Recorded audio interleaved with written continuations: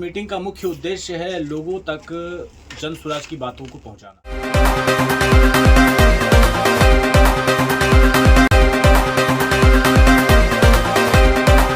और मैं जन स्वराज के लिए काम करता हूं।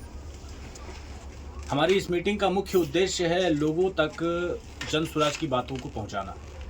जैसे कि 2 तारीख से शुरू होने वाली इस अभियान का श्री गणेश 2 तारीख को हुआ था और वो 11 तारीख तक चला था। 10 दिन में हम लोगों ने ये पाया कि कुछ लोग जहाँ पर जिस पंचायत में जन स्वराज की बातें अभी तक नहीं पहुँच पाई है, वहाँ हम लोगों ने इस मीटिंग के माध्यम से गांव-गांव पंचायत स्तर पर इस मीटिंग को पहुँचाया और जन स्वराज की 5 चीज़ों की प्रशांत जी के मूलभूत सिद्धांत हैं, जो 5 चीज़ जन स्वराज आएगा 5 चीज़ हो जाएगा, वो हम लोग शुरू से इस चीज़ को हर जगह बताते आ रहे हैं।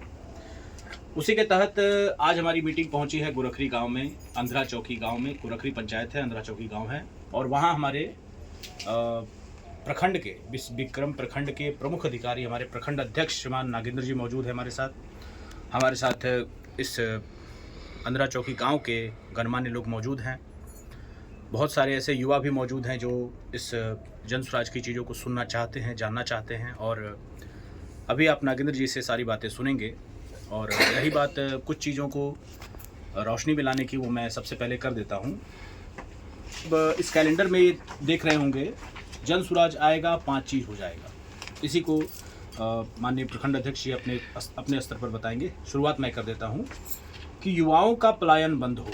युवाओं का पलायन बंद कैसे होगा, उसके पीछे का सबसे बड़ा कारण है कि बिहार में युवाओं के पास कोई काम रोजगार नहीं है, ठीक है, जिसकी वजह से तमिलनाडु से लेकर के आपको जम्मू कश्मीर तक में बिहार के लोग वर्कर्स की तरह काम कर रहे हैं। सबसे न्यूनतम वेतन पर उनको रखा जाता है काम के लिए और यहाँ के लोग अपना सब कुछ घर परिवार छोड़कर वहाँ जाते हैं ताकि वो घर के लिए कुछ आर्थिक सहयोग कर सकें, कुछ पैसे लाकर दे सकें जिनसे उनका घर चल सके। हर बार खेती बाड़ी पर वो निर्भर नहीं हो सकते, इसलिए बाहर निकलते हैं कुछ कमाने के लिए, क्योंकि यहाँ पर बिहार में उन्हें कोई रोजगार मिलता ही नहीं है, ठीक है। तो उन सब के लिए बिहार में ही युवाओं के लिए 10 से 15 हज़ार के रोजी रोजगार की गारंटी प्रशांत जी दे रहे हैं कि वैसे लोग जो 10-12 पास कर चुके हैं उनके लिए रोजी रोजगार की व्यवस्था 1 लाख युवाओं को रोजी रोजगार देने की बात प्रशांत जी ने कही है और इस पर बहुत जल्द एक्शन लिया जा रहा है। दूसरा है, बुजुर्गों को प्रति माह 2,000 रुपये पेंशन मिलेंगे। जो लोग 60 साल से ऊपर है, कहीं ना कहीं जिनके पास कोई कमाई का साधन नहीं है, कोई आय का साधन नहीं है, लगभग हर परिवार में उन्हें तिरस्कार की दृष्टि से देखा जाता है। जो आदमी कमा के नहीं दे सकता, वो आदमी घर में किसी काम का नहीं रह जाता है। खासकर बूढ़े लोग, चाहे वो बूढ़ी माता बहन हो या फिर बूढ़े पिता स्वरूप जो भी लोग हों, तो उन्हें 2,000 रुपये मासिक पेंशन की व्यवस्था की गई है ताकि कम से कम वो अपना आत्म स्वाभिमान बचा सकें और अपने पैसे पर उन्हें पूरा अधिकार मिले, ठीक है। उसके लिए यही है कि 60 वर्ष से ऊपर के हर महिला पुरुष को प्रतिमाह 2,000 रुपये पेंशन की व्यवस्था प्रशांत जी की तरफ से की गई है। हमारी सरकार आएगी, ये चीज़ें आपको मिल जाएगी। महिलाओं को सस्ता ऋण, जो भी महिलाएं रोजगार करना चाहती है, जो भी महिलाएं किसी तरह का अपना व्यवसाय करना चाहती है, चाहे वो गृह उद्योग हो, चाहे छोटे तरह का व्यापार हो, जैसे अचार का व्यापार हो गया, बांस की कुछ टोकरियाँ वगैरह बनती है, उसका व्यापार है, उसके लिए क्या चाहिए? पैसा। उसके लिए चाहिए लोन। जो बैंकों में या फिर जीविका से आप लोन उठाते हैं, उसमें आपको कितना % देना पड़ता है? इंटरेस्ट के तौर पे कितना देना पड़ता है? जीविका में से 1 रुपया।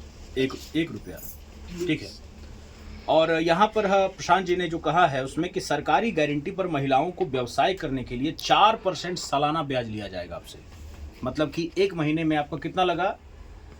0.25%, ठीक है। मतलब अगर 100 रुपया आप लोन लेते हैं तो आपको कितना देना पड़ेगा? 4 रुपया। 1 महीने का 4 रुपया देना पड़ा, तो साल भर में कितना हो गया? अगर आप साल भर में 4% के हिसाब से देखते हैं तो आपको हो जाएगा 48 रुपया, ठीक है ना। तो 1 महीने में आप 100 रुपये पे आपको है ना। तो सबसे सस्ता ऋण की बात अभी तक प्रशांत जी कर चुके हैं। उसके बाद है बच्चों के लिए विश्वस्तरीय शिक्षा। 15 वर्ष के हर गरीब बच्चे के लिए मुफ्त बेहतर शिक्षा की व्यवस्था होगी। जो बच्चे सरकारी विद्यालयों में खिचड़ी के लोभ में जाते हैं, कुछ खाने के लोभ में जाते हैं, वहाँ ना पढ़ाई मिलती है ना कुछ, उन्हें बस ये है कि मेरा पेट मतलब कि भर जाए। गरीब आदमी कहाँ, गरीब आदमी यही करता है, जाहिर सी बात है। तो उस तरह में हर गरीब बच्चे के लिए 15 साल तक, मतलब कि लगभग 14 साल में ये मान लिया जाता है कि बच्चा मैट्रिक पास हो जाएगा, ठीक है। तो मुफ्त बेहतर शिक्षा की व्यवस्था प्रशांत जी कर रहे हैं आप सबके लिए। उसके बाद है किसानों को खेती से बेहतर कमाई। यहाँ पर लगभग 2-4 लोग होंगे जो खुद से किसानी करते होंगे। हाँ। मकई है, गन्ना है, बहुत तरह की चीजें हैं जो आप अपने घर में उपजाते हैं, खेतों में उपजाते हैं। तो उसके लिए क्या है कि मुफ्त रूप से मजदूरों की व्यवस्था आपके लिए की जाए, क्योंकि अधिकतर पैसा मतलब कि जो आपका जो मूल लग रहा है, इनकम देना पड़ रहा है, अकेले आपसे होगा नहीं। तो मजदूरों को जो इनकम देना पड़ता है उसमें सबसे ज्यादा पैसा चला जाता है। कमाई है आपकी 10 रुपए और मजदूर आपको 5 रुपए लेके चला जाता है। तो वैसे में मजदूरों के लिए मजदूरों की मुफ्त व्यवस्था प्रशांत जी की तरफ से आपकी खेती बाड़ी में की जाएगी। अब वैसे किसान कौन होंगे? जो नकदी फसल की खेती करते हैं। नकदी फसल का क्या मतलब है? जो हाथों हाथ बिकने वाला फसल, ठीक है ना। अब वो मजदूर कौन होंगे? वो मजदूर होंगे मनरेगा वाले। मनरेगा वाले जो 100 दिन का काम दिया जाता है, उसमें से बहुत लोग को काम मिलेगा, कितने लोग को काम नहीं मिलेगा। तो ऐसे में क्या किया जाता है कि उन लोगों को पकड़ पकड़ के रोजगार दिया जाएगा कि भैया आपका भी कुछ भला हो जाए, उनको सरकारी पेमेंट मिलेगा। आपके किसान, आपके खेत में क्या हुआ, मुफ्त रूप से मजदूर आ गया तो आपकी भी कमाई बढ़ी और सरकार की भी कमाई बढ़ी। खेती बाड़ी अगर ढंग से होगी तो फिर महंगाई बढ़ाने की जरूरत पड़ेगी क्या? महंगाई कब बढ़ती है? जब अनाज की कमी हो जाती है कि नहीं? तो सीधी बात है कि जब किसानों को मुफ्त रूप से मजदूरों की व्यवस्था मिलेगी, उनका फायदा ज़्यादा होगा तो अनाज भी सस्ता होगा। अनाज सस्ता होगा तो जनमान्य के लिए अनाज क्या है, आसानी से उपलब्ध हो जाएगा।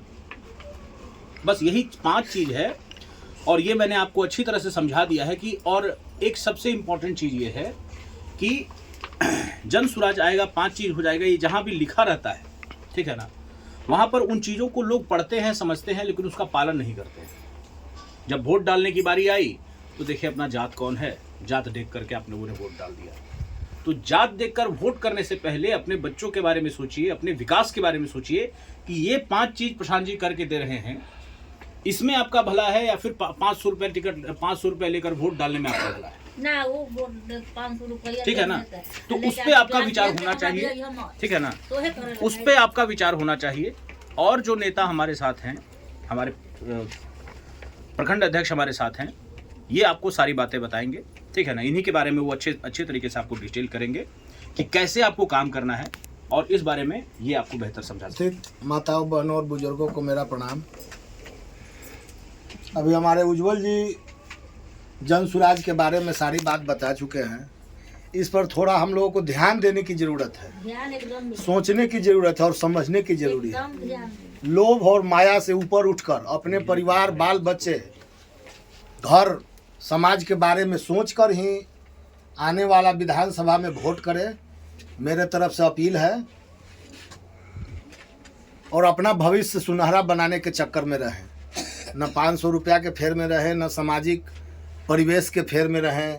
कोई आया कहा कि ऐसे करेंगे, दे ऐसे कर देंगे, आप कोई कर रहे हैं, वो कर रहे हो, उसका दाल गाल गलने नहीं देना है। भगवान हम लोग को भी दिमाग दिए हैं, हाथ दिए हैं, सोचना है, समझना है, उसके बाद अपना विकास के लिए वोट देना है। आज तक हम लोगों ने जिसको वोट दिया वो लोग अपना विकास किए, जनता का विकास नहीं किए। इस बार हम लोग जनता के विकास के लिए वोट करेंगे।